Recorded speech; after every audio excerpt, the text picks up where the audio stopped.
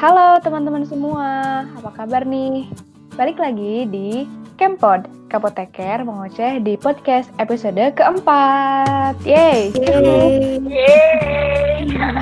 Kembali lagi sama aku, Laila. Aku Jajan. Aku Niza. Dan aku Gitri. Di episode kali ini kita bakal membahas sesuatu lagi. Sesuatu ini tentang vitamin. Namanya. Teman-teman pasti pada tahu kan vitamin itu apa? Vitamin itu apa ya? Ya termasuk ke suplemen makanan lah ya. Iya nggak sih?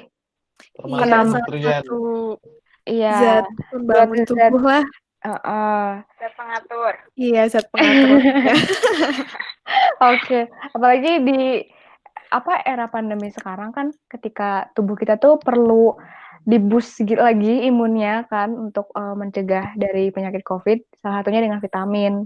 Tapi itu cuman buat biar tenang aja kali ya masyarakat gitu kan. Walaupun sebenarnya banyak cara lain, banyak usaha lain yang perlu dilakukan untuk menghindari COVID gitu.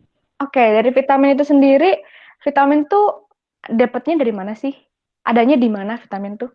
Bisa dari suplemen. Satu-satu di makanan. Di makanan juga ada sih. Oke, Niza. Adanya di makanan. Oke, di makanan ada. Ya, benar, di makanan kita sehari-hari. Itu mengandung vitamin ya. Terus selain makanan ada di suplemen ya. Jadi ada bentuk kesediaannya, mau itu tablet, mau itu dalam bentuk minuman gitu kan, atau infus juga ada kan? Ya, ada. Gitu-gitu. Nah, vitamin sendiri sebenarnya kita tuh perlu nggak sih vitamin secara general? Tubuhnya tuh perlu nggak? Perlu kan ya pastinya. Makanya ada kata vitamin. Vitamin tuh kalau nggak salah termasuknya zat esensial untuk tubuh ya. Iya. Itu apa sih? Coba jelasin. Zat esensial sendiri kan berarti dia itu dibutuhkan tubuh, tapi dari tubuhnya nggak tersedia atau tubuhnya itu nggak memproduksi. Jadi asupan dari luar bisa dari makanan atau dari suplemen kayak gitu kalau vitamin. Oh iya benar. Betul. Nggak bisa menghasilkan sendiri gitu kan. Dari luar. Oke. Terus berarti tubuh kita perlu vitamin nggak? Perlu dong. Perlu ya? Iya. Si vitamin tuh tujuan. Vitamin itu fungsinya buat apa sih? Buat tubuh? Banyak sih, tapi secara umum vitamin itu sebagai zat pengatur. Nah, dia ini juga bisa menstimulasi imun kita gitu. Ada beberapa vitamin yang sifatnya tuh imunomodulator atau bisa meningkatkan imun kita. Nah, salah satunya yang sering kita konsumsi vitamin C gitu. Oke. Jadi tubuh itu kan punya banyak sumber energi ya, sumber asupan gitu kan. Maksudnya tubuh sumber itu gizi gitu. Iya. Dan dari asupannya itu sendiri punya fungsinya masing-masing. Contohnya vitamin tadi untuk zat pengatur tubuh dan bisa jadi imunomodulator ya. Iya. Atau sama? Zat pengatur sama imunomodulator tuh sama? Beda. Oke, bedanya di mana? Aku nggak tahu. Kalau imunomodulator kan cuma fokus buat ningkatin sistem imun nggak sih? Oh, iya benar. Sedangkan zat pengatur tuh untuk atur apa? Hal lain. Itu aku tahu. Iya, untuk mengatur metabolisme lah. Mengatur metabolisme, produksi enzim juga bisa. Iya, produksi enzim, benar banget. Wow, vitamin punya fungsi yang bagus ya buat tubuh. Nah, jadi bisa buat membantu meningkatkan imunitas atau tadi yang kedua apa? Sebagai zat pengatur suatu metabolisme tubuh. Iya, benar. Gitu. Iya, betul. Aku pengen nanya kalau teman-teman sendiri biasanya konsumsi vitamin tuh pas kapan? Pas dalam kondisi apa gitu? Kalau aku pas udah drop mau sakit sih, aku pasti konsumsi vitamin dari suplemen. Sakitnya tuh yang kayak gimana? Kecapean, terus kayak mau demam gitu, terus ada gejala sariawan gitu, aku biasanya konsumsi vitamin C, suplemen. Kalau Niza Kalau gimana? aku sebenarnya sama, tapi itu lebih lebih seringnya tuh kalau misal tubuh lemas tapi kita tetap harus beraktivitas. Jadi itu udah capek nih, tapi tuh kita tetap harus keluar-keluar, entah begadang ngerjain tugas atau ngapain kayak gitu sih. Itu kayak bagiku tuh wajib minum suplemen vitamin bagiku gitu. Oke. Ketika udah dirasain dan kita tuh perlu beraktivitas supaya aktivitas kita nggak keganggu, salah satu usahanya adalah dengan minum vitamin gitu ya. Walaupun mungkin perlu obat lainnya. Aku juga sama sih. Biasanya kalau benar-benar merasa butuh atau udah nggak fit, udah kesehatannya udah menurun gitu, baru mengkonsumsi suplemen. Tapi kan ada ya, apa ya, kasus orang-orang tuh, enggak kasus sih, maksudnya kenyataannya, orang-orang tuh sering gitu loh minum vitamin. Seakan-akan vitamin tuh udah jadi kewajiban gitu biar sehat. Apalagi pandemi gini kan ya, kayak orang-orang tuh berbondong-bondong beli vitamin, suplemen, dan yang lain-lain untuk menjaga imun. Nah, itu gimana? Apalagi dulu Apakah waktu kita perlu? awal-awal enggak sih? Iya, Apa nih? waktu awal-awal Apalagi dulu COVID. waktu awal-awal pandemi. Kayak benar-benar trending dan booming banget gitu loh, beli vitamin di mana-mana. Vitamin apapun diborong. Ya nggak sih? Iya. Pasti ada Panic buying. pasti Iya, kalau benar-benar. apapun kalau konsumsinya berlebihan itu pasti ada efek tertentunya nggak sih yang merugikan kayak gitu. Betul. Sebelum ke itu sebenarnya kan ini udah ada contoh dari kita tadi yang seusia kita kayak gitu. Nah, yang usianya beda sama kita, misal kayak anak-anak atau orang yang lanjut usia kayak gitu tuh, kebutuhan vitaminnya seperti apa sih? Apakah sama kayak kita? Menurut pemahaman teman-teman gimana? Menurut aku sih kalau misalnya buat anak-anak itu tuh kan banyak ya, misalnya iklan gitu. Bahkan produksinya pun banyak vitamin khusus untuk anak-anak.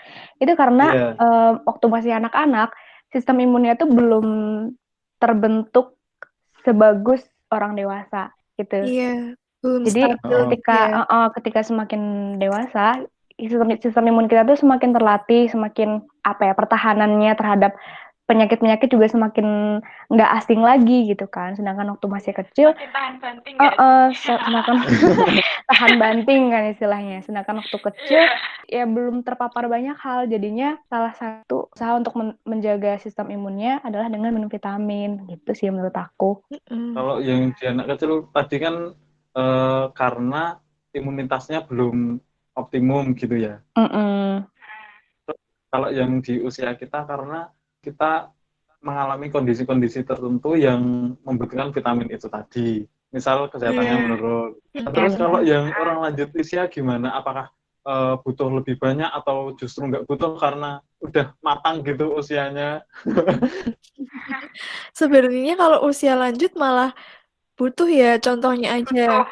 Misalnya kalau usia lanjut itu udah ada gangguan kayak ke syaraf, makanya motoriknya kan juga berkurang. Nah, biasanya itu juga diperkuat dengan konsumsi vitamin B kompleks gitu, yang bisa membantu kerja dari motorik syaraf orang-orang yang lanjut usia gitu. Makanya di resep obat kan biasanya dikasih vitamin B gitu kan untuk usia yang lanjut gitu. Nah, itu sebenarnya emang perlu sih kalau memang dirasa udah ada gejala atau gangguan yang memerlukan kebutuhan itu ya pasti perlu suplemen. Terus kalau misalnya lanjut usia kan apa ya, karena semakin tua tuh beberapa fungsi tubuh semakin berkurang kan. Salah satunya pengelolaan makanan. Iya, menurun dan berkurang. Jadinya tuh orang lanjut usia nafsu makannya juga menurun. Ketika vitamin tuh kan sebenarnya bisa didapetin dari makanan kan. Nah, saat lanjut usia mungkin semakin kurang makanannya, jadinya tuh perlu tambahan vitamin dari suplemen. Selain yang tadi kondisi yang Gidfri bilang tadi, karena emang semakin lanjut usia, sistem motoriknya juga semakin berkurang gitu sih. Mungkin untuk memperjelas kan biasanya orang-orang tua tuh salah satu yang menurun tuh indera pengecapnya ya. Nafsu makannya Nah, juga Kayak pasti berkurang ya. nafsu makannya kayak juga bisa makan menurun apapun juga. tuh kayak mulai hambar gitu nggak sih? Benar. Maka dari itu Konsumsi suplemen terbatas, otomatis asupan apa namanya vitamin dari yang berasal dari makanan itu kan juga berkurang. berkurang. Jadi mungkin dalam kondisi tertentu membutuhkan tambahan dari suplemen.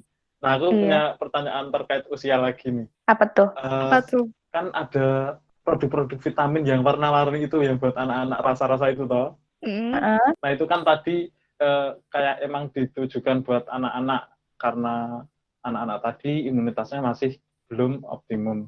Nah, kalau ada pertanyaan gini gimana? Sebenarnya vitamin-vitamin buat anak-anak itu tuh bisa nggak sih dikonsumsi oleh bukan anak-anak, misal buat lansia atau yang seumuran sama kita gini, yang dewasa atau remaja kayak gitu? Gimana menurut teman-teman?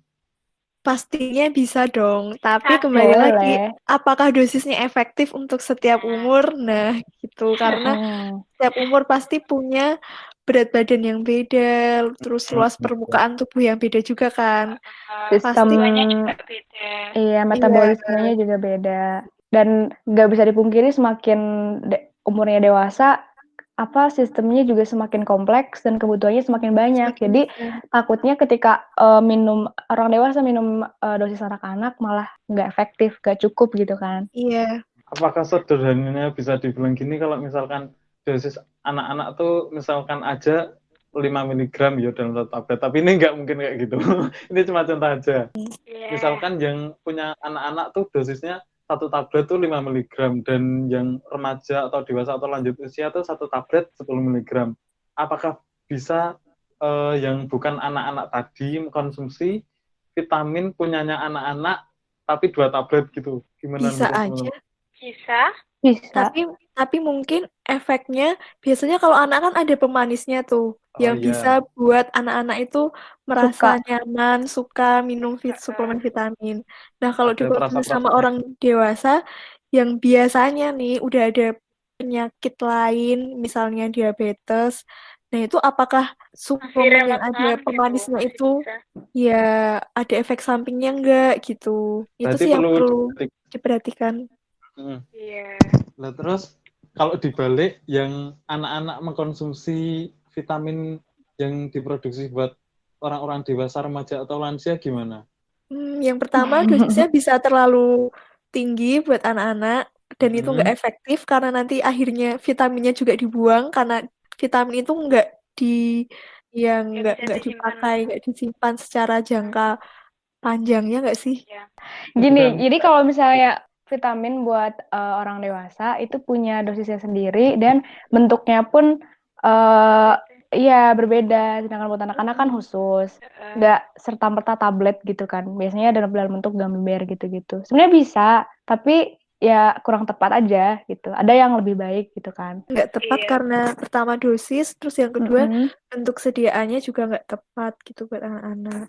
Kan ada tuh misalnya dosisnya kayak yang dibilang Cican tadi, ketika 2 kali lipatkan gitu misalnya vitamin anak-anak buat dewasa, apakah bisa vitamin orang dewasa dalam bentuk tablet terus dibagi 2 gitu.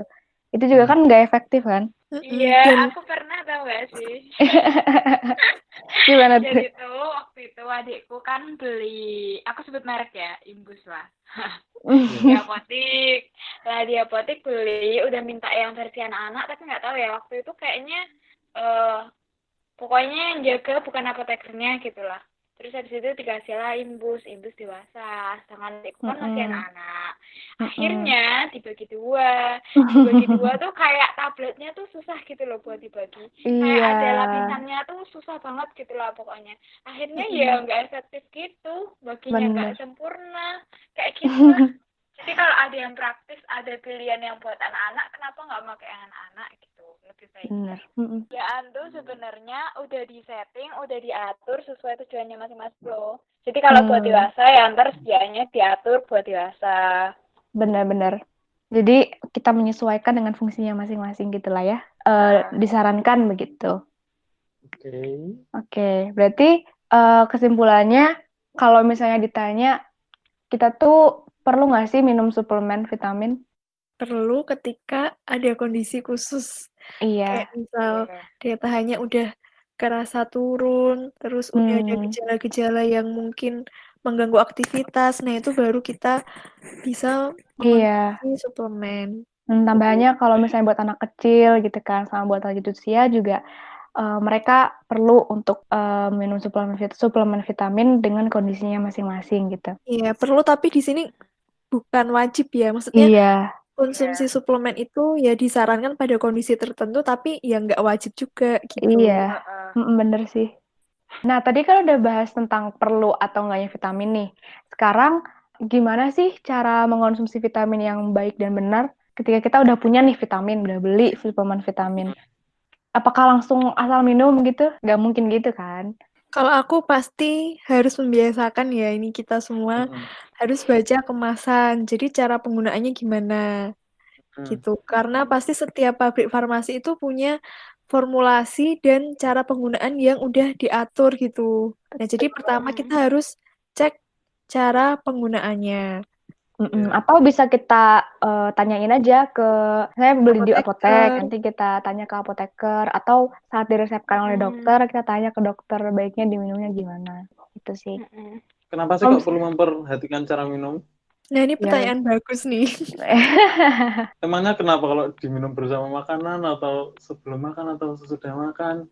Pasti pada nanya kayak gitu nggak sih? Karena ada yang namanya interaksi obat dan makanan atau interaksi antara vitamin yang kita makan atau suplemen itu dengan makanan yang kita makan. Nah, contohnya nih, vitamin C dan vitamin 12 itu penyerapannya di saluran cerna kita itu akan menurun kalau kita barengi dengan makan kopi. Makan kopi. Minum kopi sama minum teh gitu. Jadi Oh, kalau mau penyerapannya itu efektif, berarti kita harus menghindari asupan yang barengan itu dari suplemen sama makanan-makanan tadi yang berinteraksi gitu. oke. Berarti ada beberapa vitamin yang akan penyerapannya lebih baik jika dikonsumsi dalam kondisi perut kosong gitu ya. Iya. Tergantung vitaminnya nggak sih, beda-beda tiap vitamin, soalnya kan punya struktur beda-beda dan manfaatnya juga beda-beda. Berarti nanti tentunya dia mempunyai sifat fisika kimia atau interaksi sama makanan mungkin atau obat lain yang berbeda-beda juga. Nah itu biar salah satunya tadi kan contohnya biar penyerapannya maksimum, harus diperhatikan cara pakainya kayak gitu. Betul. Iya. Jadi nggak bisa sembarangan kan? Tapi juga harus tahu sifatnya. Tadi itu yang dibilang Cecen, sifat vitaminnya. Misalnya sifat vitamin C kan dia asam ya. Nah, ini walaupun vitamin C ini lebih bagus penyerapannya di saat perut kosong, nah tapi apakah resikonya mengonsumsi vitamin C di perut kosong itu lebih kecil daripada manfaat? Nah, itu juga harus dipertimbangkan. Jadi misal kalau ada orang yang punya riwayat gangguan lambung kayak MAH, tukak lambung, dan lain-lain. Nah, itu juga harus diperhatikan. Kalau minum vitamin C berarti sebaiknya sesudah makan, karena resiko iritasi vitamin C-nya itu lebih besar daripada itu tadi. Manfaatnya kalau vitamin C. Berarti selain kita harus memperhatikan cara penggunaan atau cara konsumsi dari vitaminnya itu, kita juga perlu memperhatikan kondisi kita, gitu nggak sih? Ya, jadi harus kenal dulu sama diri kita nih, gimana. Oke, jadi berarti cara minumnya itu kita harus tahu dulu betulnya gimana, bisa lewat profesional tenaga kesehatan, bisa lihat di kemasannya, atau bisa juga di websitenya kan, kalau misalnya nggak ada di dua-duanya. Website produsen atau produknya gitu ya? Iya, website pabriknya. Tapi yang yang official ya, gitu kan. Selain itu kita juga harus memperhatikan kondisi tubuh masing-masing, gitu kan. Kalau misalnya manfaatnya lebih besar, maksudnya kalau misalnya risiko merugikannya lebih besar daripada manfaatnya, lebih baik diperhatikan lagi cara minumnya. Iya. Oke. Ngomongin soal efek merugikan nih dari vitamin. Kira-kira vitamin tuh punya nggak sih efek samping yang merugikan buat tubuh kita? Punya. Gimana tuh? Punya, tapi Pertama, perlu ditekanin sih, kalau efek samping tuh belum tentu terjadi pada semua individu, gitu. Jadi sebenarnya Jadi ada, mungkin cuman jangan terlalu takut karena ini nggak terjadi sama semua orang. Maksudnya belum tentu terjadi sama semua orang. iya, Bener belum banget. Sama orang-orang tentu ya. tertentu aja. Ha-ha. Contohnya apa sih Balik lagi efek tergantung sampingnya? orangnya. Tergantung orangnya. Mungkin Contohnya apa kira-kira? batuk, demam, Mual. Hmm, Diare juga heeh. bisa.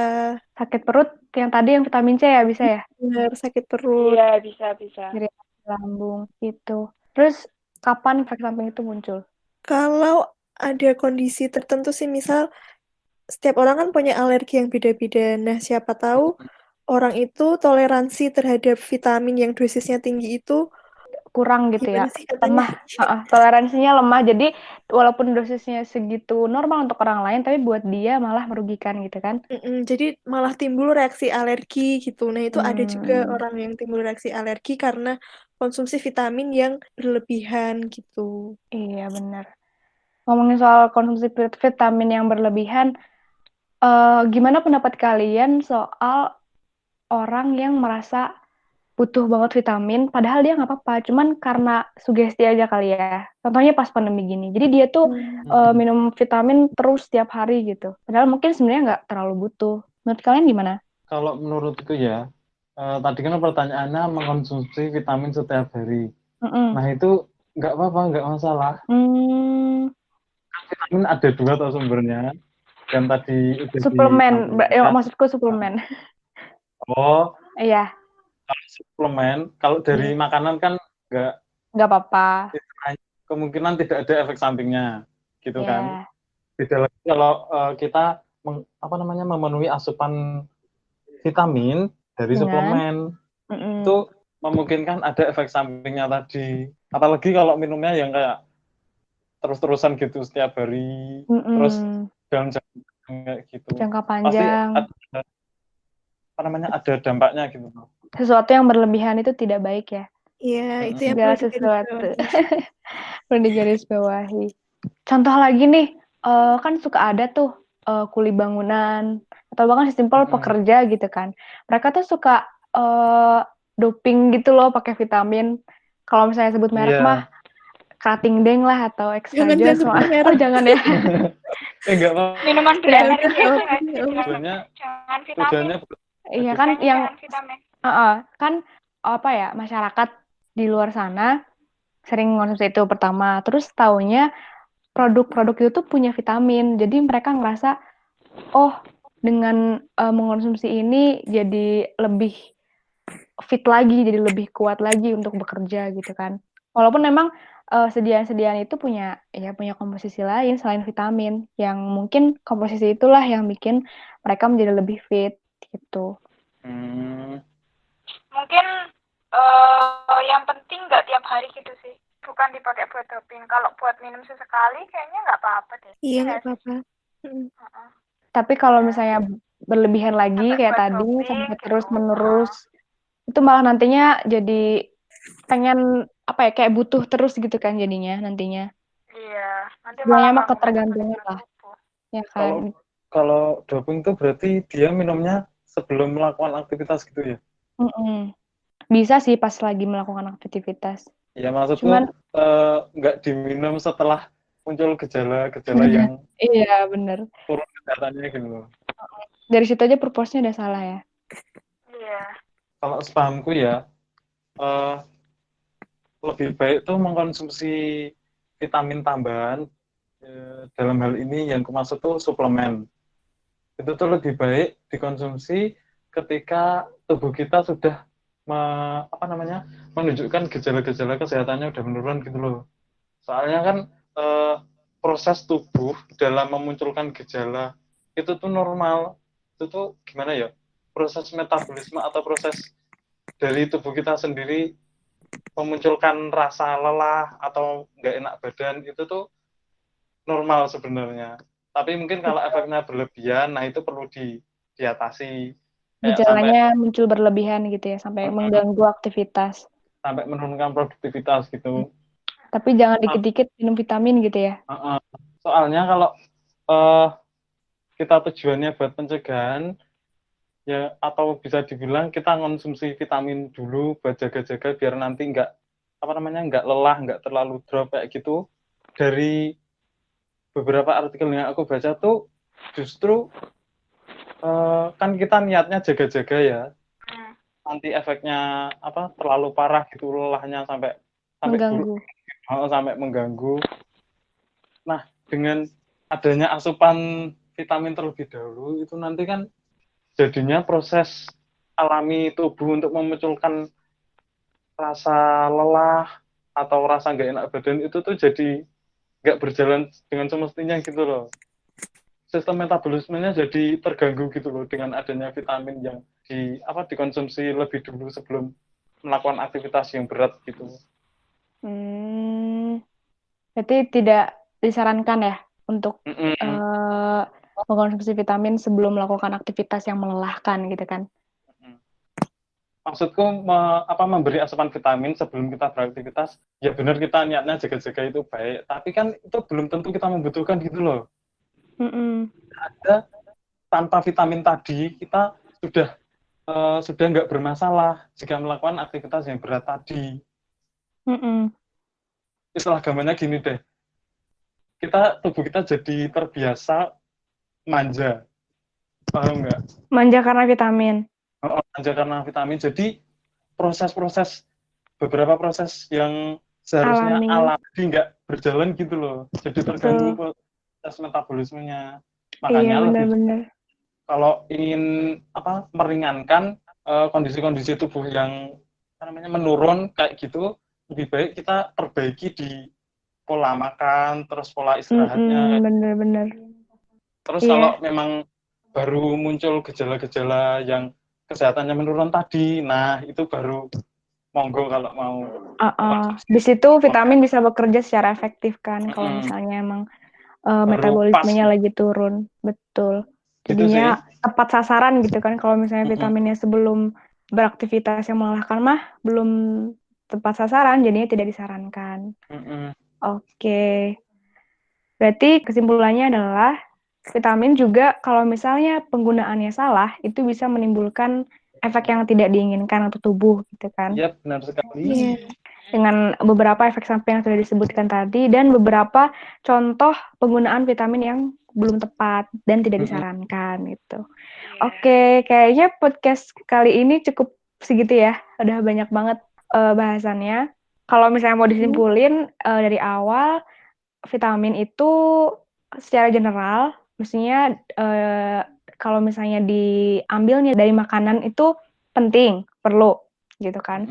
Cuman mungkin untuk suplemen makanan, di mana bisa didapetin dari tablet vitamin, terus minuman yang mengandung vitamin, dan sediaan-sediaan lainnya, sampai infus sekalipun, itu hanya diperlukan untuk kondisi tertentu. Betul. Terus tadi yang kedua, soal cara minum vitamin. Nah, itu kan ada caranya sendiri kan, nggak bisa asal aja. Terus soal vitamin, tetap ada bahayanya, jadi penggunaannya harus tepat.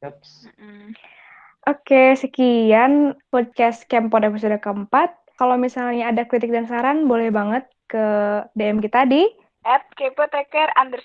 Siap. Terus mohon maaf kalau misalnya dari pembahasan tadi ada beberapa percekcokan dulu dan ada diskusi yang panas. Tapi seru banget kan ya teman-teman. Jadinya tuh kita bisa solvingnya itu bareng-bareng kan. Mohon maaf kalau misalnya ada kesalahan kata. Kita tutup dengan tagline. Siap semuanya? Siap. Kepoteker. We know. We share. We care. Yeay. Sampai jumpa di episode selanjutnya. Iya semua. See you.